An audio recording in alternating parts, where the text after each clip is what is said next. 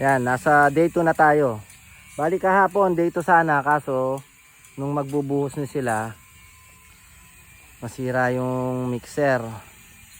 So ngayon pa yung day 2 natin. So almost kalahati na yung nagagawa nila. Malapit na doon sa gate.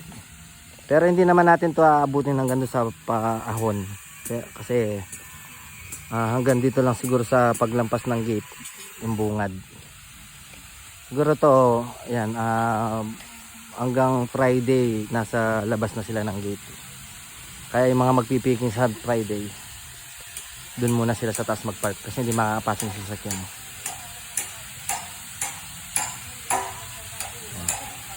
So ibubuhusan nila ito mamaya after lunch. Para pag naglakad sila dito, maganda na. Tapos ito ayusin din natin yan. Yung mga halaman, ayusin na natin yan. Magpabago siguro tayo ng halaman. Or babaguhin muna para maganda. Kasi pag yung malalaki na yan, pangit na sila eh. Para diretso lang siya. Then ito, papatubuin yung damo. Damo sa gitna.